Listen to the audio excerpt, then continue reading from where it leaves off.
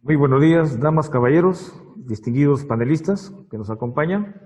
En primer lugar, quiero felicitar al Instituto Humboldt por esta gran iniciativa de organizar estas conferencias, dando realce así a la celebración del Día de los Océanos. Asimismo, agradecerles por la invitación.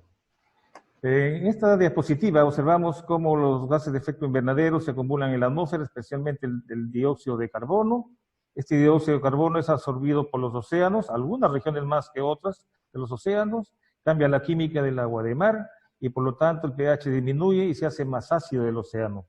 Este proceso impide la formación de carbonatos para que formen los carbonatos de calcio, que son componentes principales para la estructura de las caparazones, conchas y exoesqueletos de muchos invertebrados marinos y planctónicos.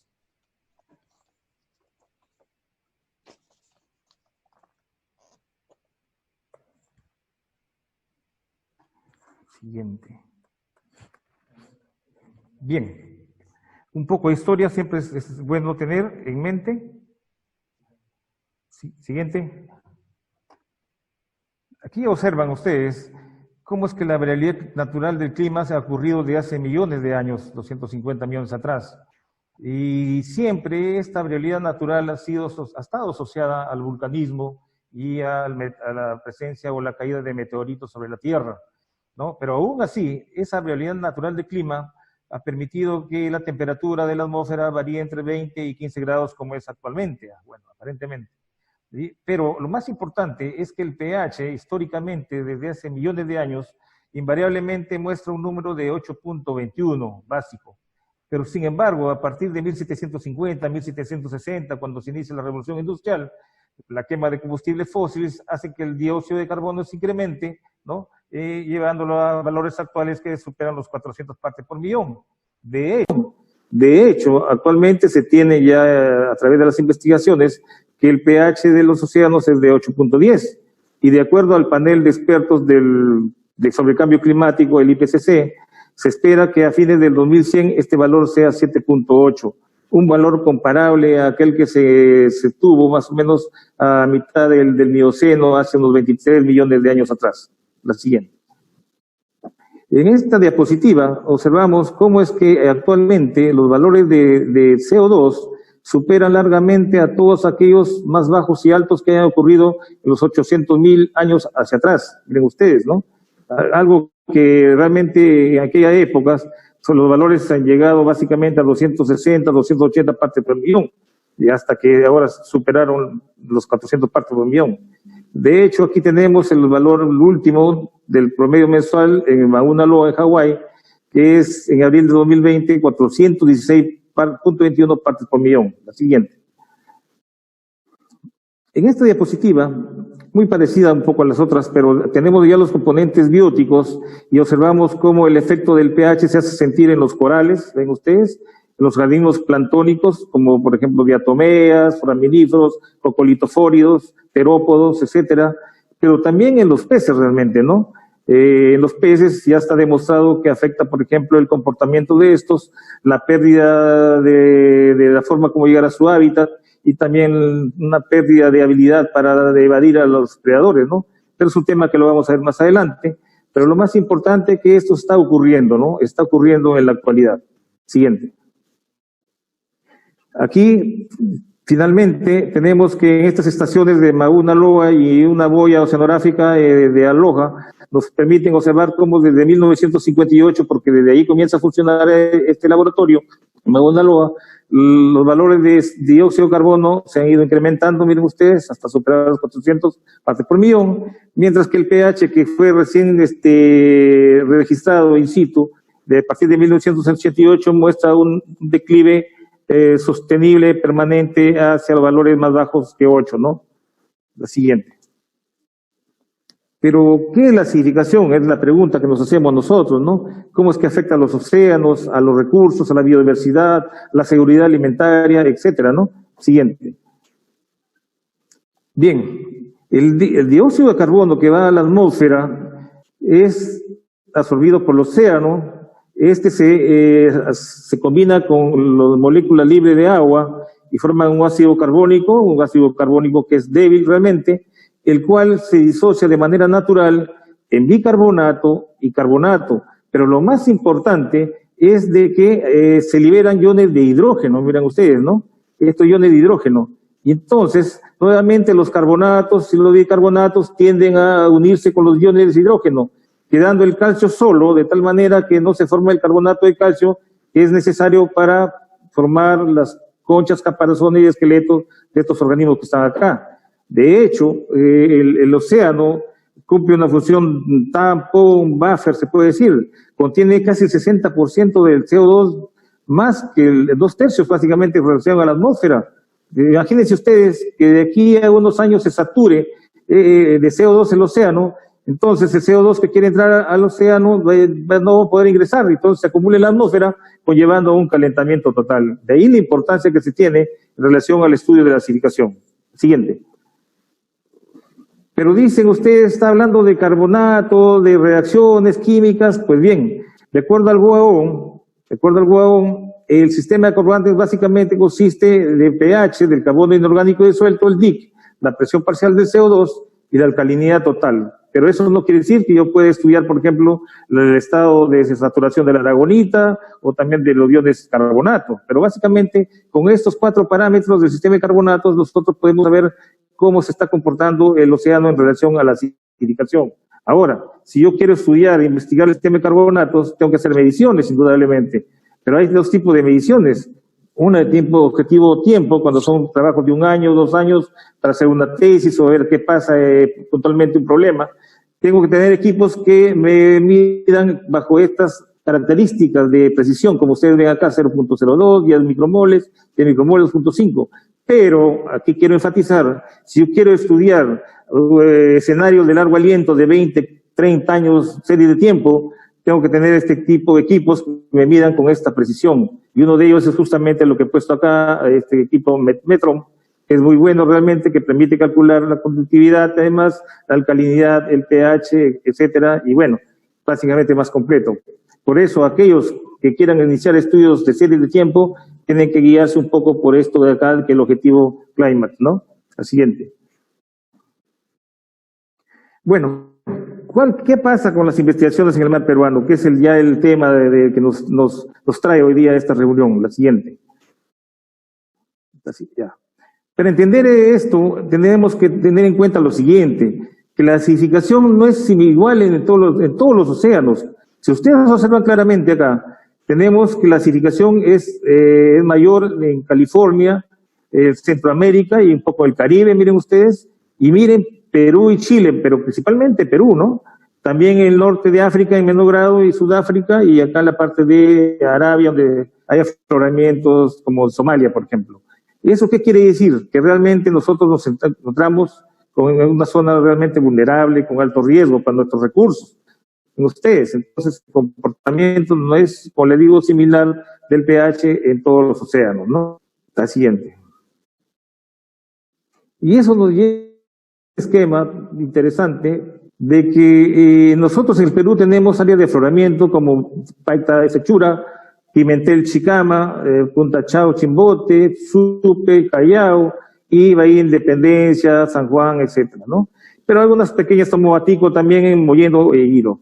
Entonces, estos sitios tienen alta productividad, las aguas que afloran llevan CO2 o carbono inorgánico disuelto, y entonces las zonas costeras mismas de estas zonas se convierten en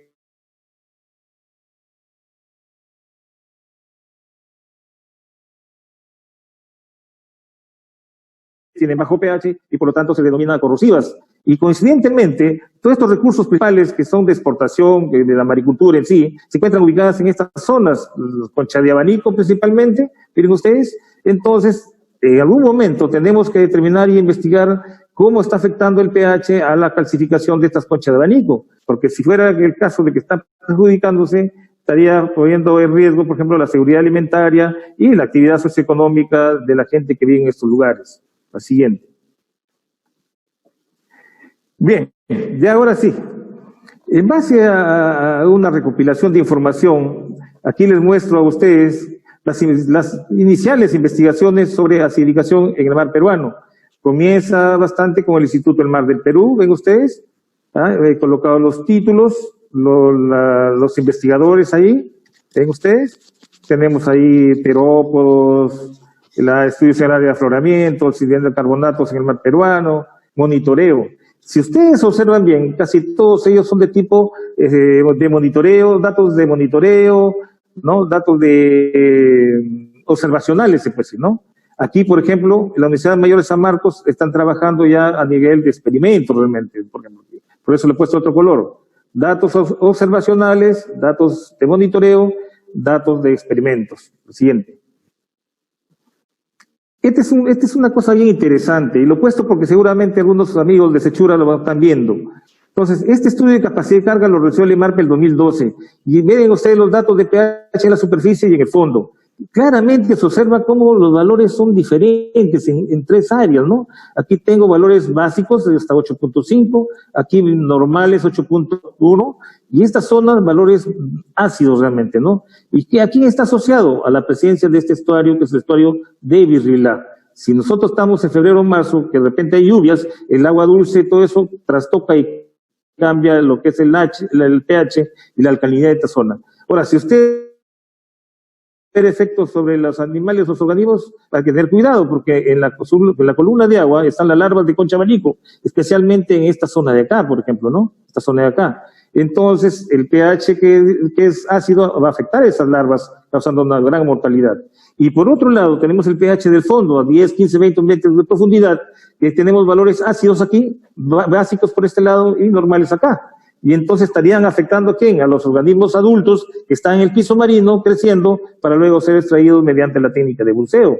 O sea, si vemos ese escenario, esos escenarios, entonces es preocupante de lo que está pasando ahí. Falta entonces un poco llevar a cabo investigaciones más puntuales al respecto. La siguiente. Esto también es muy importante realmente. Este proyecto Cosmos Perú se realizó el 2017-2020, estuvo liderado en la parte peruana por la doctora Michelle Graco y por el investigador alemán Ulf Riebesel. Y bueno, básicamente frente a la isla San Lorenzo se colocaron 9 mesocosmos, como lo que ustedes ven aquí, que son como tubos de ensayo gigantes que tienen una altura de 17 metros más o menos, y un diámetro de 2 a 2.8 metros cuadrados. Metros de anchura, y básicamente lo que se trata es ver cómo inyectando agua del fondo, como simulando un afloramiento, cómo este CO2 afecta al fitoplancton y a las tramas tróficas, a la estructura comunitaria y por ende a los organismos de pequeños pelágicos, por ejemplo, ¿no? El experimento duró 60 días aproximadamente, y bueno, entonces es lo que está acá a la izquierda, básicamente es los objetivos de este experimento. Por un lado también tenemos que es un experimento, es un proyecto experimental, y por otro que es también de modelación, porque lo que están modelando son los efectos de la intensidad del afloramiento, ¿no? Afloramiento de las aguas que son llevadas de acá, de esta zona de abajo, y colocadas dentro de estos mesocosmos. La siguiente. Bueno, también en la par, con el programa de maestría en ciencias de mar que comenzó la Universidad Peruana Cayetano Heredia, algunos chicos comenzaron también a dirigir su interés en el estudio de la acidificación. Algunos, por ejemplo, utilizando los foraminíferos calcáreos, la zona de Pisco, foraminíferos también bentónicos, Paracas, por ejemplo, cocolitofóridos, por ejemplo, del sistema de afloramiento del Callao, carbonatos en el Callao. Y todos ellos son, por ejemplo, son datos tomados de monitoreos, de observaciones. Aquí solamente tenemos uno de experimental, que es de crecimiento de la concha abanico en alta presión, ¿no? El Callao por Cati Córdoba y Aguirre. Y tenemos otro de modelación acá abajo, que relaciona el pH lúcido y disuelto en la distribución del viento pacificante en la norte-centro del Perú. En conclusión, ustedes ven que hasta ahora estamos viendo datos solamente de dónde, de la parte central del Perú, Callao, y la parte sur, que es Pisco, Paracas. Ahora, ¿qué pasa en el norte? La siguiente. Bueno, el 2010 al 2012 estuvimos trabajando conjuntamente con el IMARPE de Paita, algunas mediciones en 3 puntos de la zona del Sechura, midiendo el pH y el carbonato de calcio, entre otros, ¿no? Parámetros oceanográficos. Pero rápidamente aquí para explicarles, miren cómo el pH es menor en estos meses, menor el pH de aguas corrosivas, y cómo el carbonato de calcio también disminuye, justamente, miren ustedes. ¿Por qué? Justamente por el afloramiento está afectando la formación la unión del carbonato con el calcio para formar los caparazones ¿de quién? De la concha de abanico. No se olviden que este carbonato de calcio se toma de las caparazones molidas y se envía a analizar a Lima. La siguiente. Después, en 2017-2018, hemos terminado de estudiar el sistema de carbonatos en una sola HRP que se considera potencial para la acuicultura, en donde básicamente está influenciada por el ingreso de agua dulce a través del río Chamán acá y la zona de afloramiento que está por acá, ¿no? Bueno, estamos presentando eso al Congreso Internacional, bueno, se postergó hasta el otro año. La siguiente. Aquí también, esto lo hemos desarrollado el año pasado, el 2019, frente a Pimentel, un transecto de 5 millas, básicamente también el sistema de carbonatos y la clasificación del cangrejo violáceo, que es importante en esta zona. Y aquí observen ustedes que en este punto, de la estación 5, este es agua dulce mezclada con agua de mar, el río Reque, y acá claramente se observa el agua de mar, ¿no? Entonces, estos son los temas que tenemos que investigar realmente, ¿no? La siguiente. Siguiente.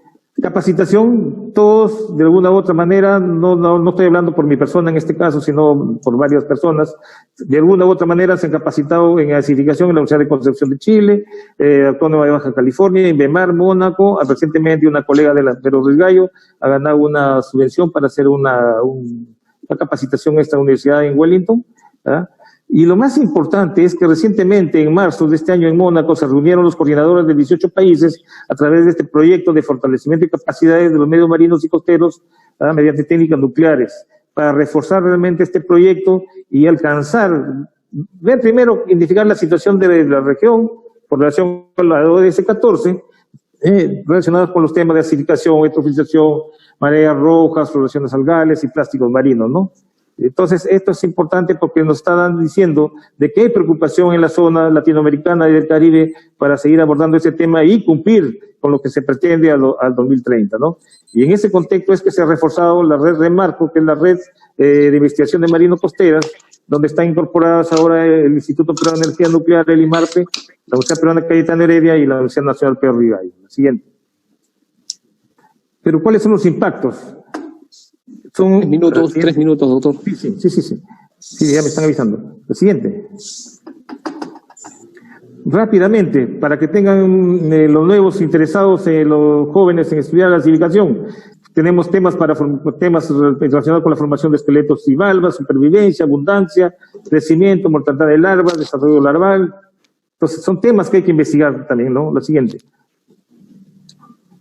Negocio, la maricultura, básicamente, ya lo dije anteriormente, tiene que ser tomada con mayor seriedad el tema de la acidificación en estas zonas, principalmente asociadas a zonas de afloramiento, ¿no? Donde da empleo a mucha gente y las exportaciones del Perú, realmente. La siguiente. Bueno, recientemente, esta semana se ha formado el Fondo de Integración de Desarrollo de Sechura, un proyecto de laboratorio de producción de semillas, un hatchery. Entonces, yo les recomiendo que tengan mucho cuidado y hay que tomar nota, como el caso de estos hatcheries de Oregon, de ostras, donde toman datos de temperatura, de salinidad, temperatura, pH, aragonita, vientos, etcétera, etcétera, a fin de que vean y prevean la mortandad de larvas. La siguiente. En los recursos pesqueros, igual la NOAA ha modelado lo que va a pasar en los 50 años últimos hasta el 2063 y ven cómo el impacto es negativo en la biomasa de ¿quién? De los bivalvos y los cangrejos, ¿no? Así como algunas especies de fondo, como los lenguados principalmente.